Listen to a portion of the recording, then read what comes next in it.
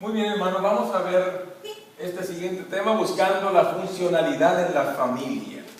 ¿Por qué se vuelve disfuncional una familia? Somos invadidos por la disfunción desde que nos casamos. Desde que nos casamos nos invade la disfuncionalidad. Nos ataca, nos invade, constantemente estamos siendo desafiados, ¿verdad?, por la disfuncionalidad, porque somos diferentes, porque crecimos en hogares diferentes, porque a veces tenemos culturas diferentes. Y vamos a entrar en este tema, renovación matrimonial con Cristo, le he llamado RMC, y vamos a iniciar leyendo el pensamiento bíblico de Romanos 12, 1 y 2. Así que, hermanos, os ruego por la misericordia de Dios, que presentéis vuestros cuerpos en sacrificio vivo, santo, agradable a Dios, que es vuestro culto racional. No os conforméis a este siglo, sino transformaos por medio de la renovación de vuestro entendimiento, para que comprobéis cuál sea la buena voluntad de Dios, agradable y perfecta. Vamos a concentrarnos un poco en esto. Sacrificio vivo. ¿Saben que el amor requiere de sacrificio? Si no hay amor, no hay sacrificio. No hay. Tú te sacrificas tanto por alguien que amas, por un hijo, por ejemplo, eres capaz de dar la vida por un hijo, porque lo amas. Eres capaz de dar la vida por tu esposa. Ayer vimos cómo Jesús se entregó a sí mismo por la iglesia, y así quiere que amemos nosotros de la misma manera que Él ama. Pero vean ustedes más adelante, aquí sacrificio vivo. Esto es constante. En el matrimonio necesita haber sacrificio. Sin amor no hay sacrificio, hermanos. Y debe ser un sacrificio vivo, constante, activo, dinámico, agradable a Dios. Debe ser ese sacrificio, y debe ser racional también. No os conforméis a este siglo, transformados, es decir, tenemos que tener disposición al cambio, y no podemos, nosotros no podemos cambiar, prometemos cambiar. Eso sí lo hacemos constantemente, pero no podemos hacerlo. Necesitamos ponernos en manos del transformador, que es Cristo Jesús. Por medio de la renovación, dice, debe haber renovación de vuestro entendimiento, y así poder tener esa experiencia de empezar a vivir en un pedazo de cielo en nuestra casa. Y es lindo vivir en armonía, es lindo. No significa que no vamos a tener problemas, no, sino va a haber la manera de solucionarlos. Porque repito de nuevo, el problema no es el conflicto. ¿Cuál es el problema? La manera en que enfrentamos el conflicto. Ese es nuestro problema. Y entonces vamos a ver ahora la asertividad en el matrimonio. ¿Qué es la asertividad? ¿Alguien quisiera ayudarme leyendo esto de manera bien audible, que todos podamos escuchar? ¿Qué es? Es la capacidad para comunicarse, expresar ideas y opiniones, puntos de vista y sentimientos de una manera clara y precisa y desenvuelta, aunque sin atropellar a los demás. Esto es bien importante.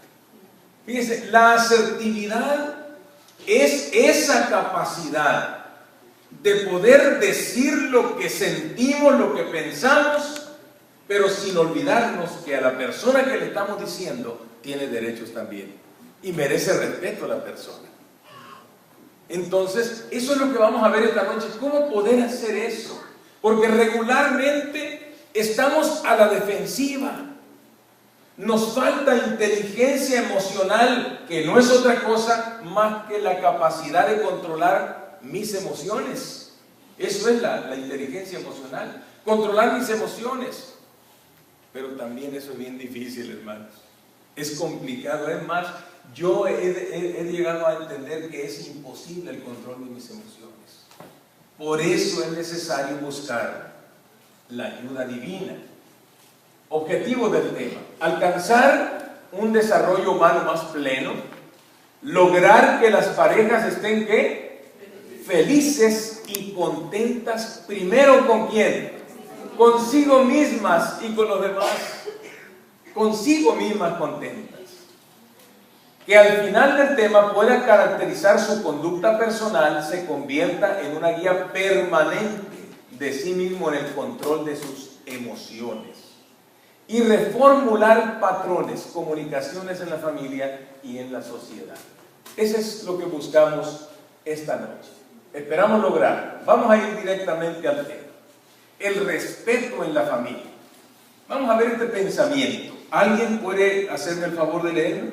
Cuando esto sucede, cada miembro de la familia debería considerar como sagrados los sentimientos y los derechos de los demás y debería respetarlos de esta manera que se cultivaría la consideración mutua y la tolerancia. Y la tolerancia. Y la tolerancia. Señal de los tiempos, 9 de septiembre de aquel tiempo.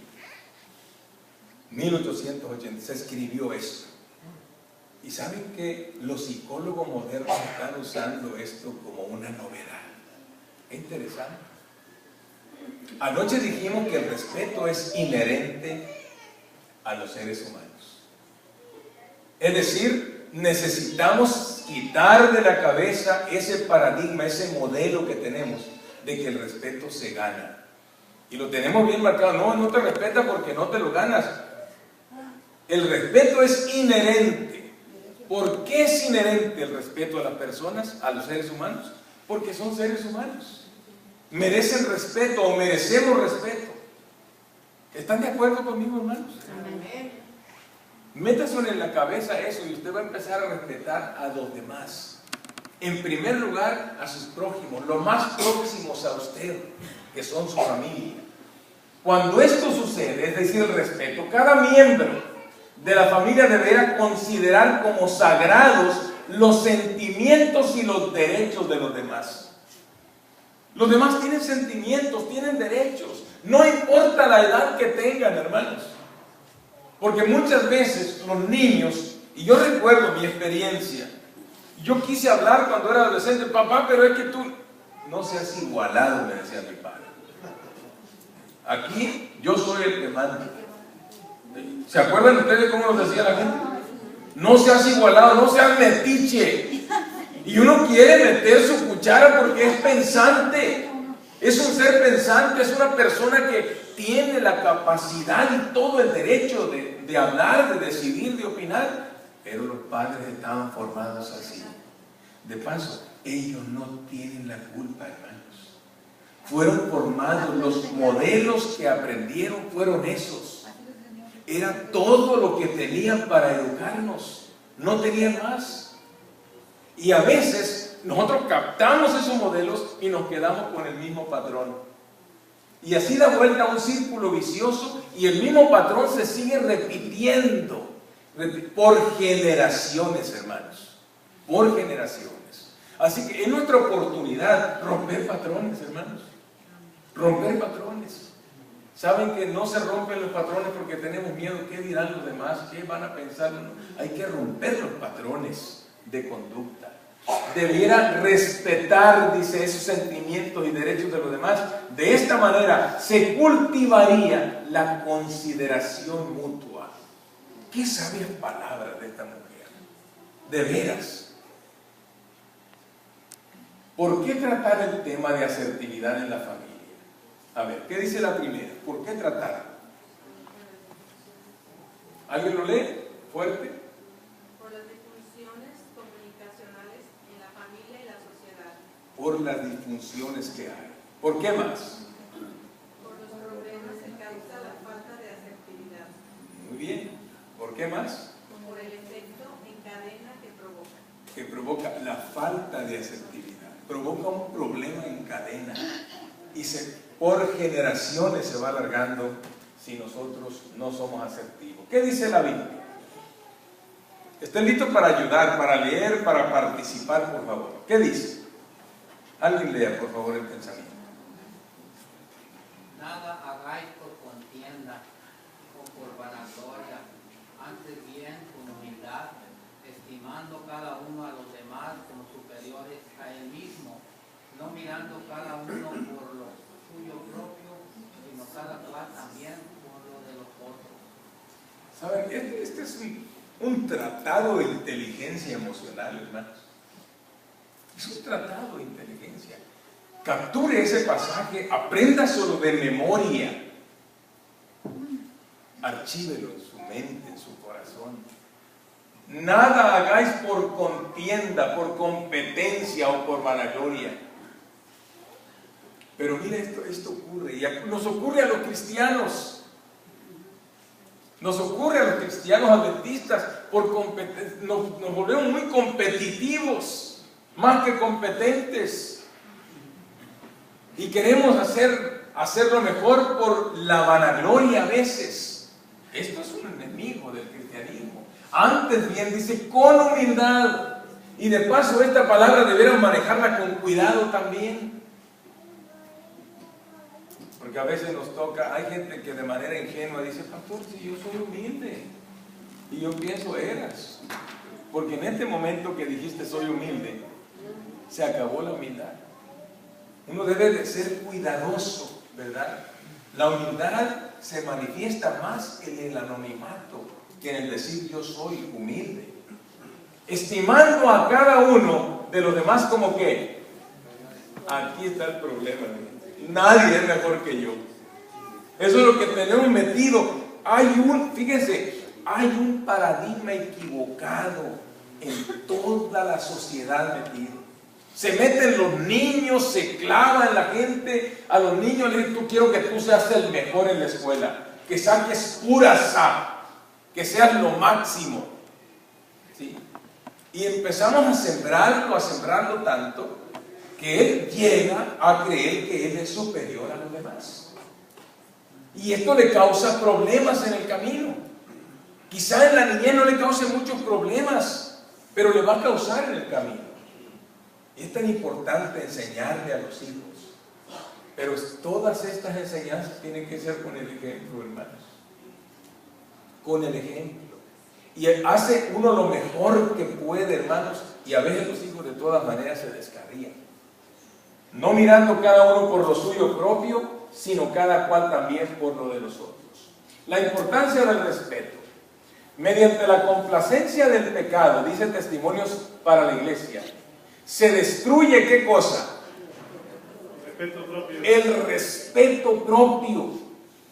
Y cuando éste se pierde, se disminuye el respeto por los demás. ¿Por qué no respetamos a los demás? Porque no nos respetamos a nosotros mismos. Ahí empieza el problema. El problema está dentro de nosotros primariamente. ¿Por qué no respetamos a los demás? Porque no nos respetamos a nosotros.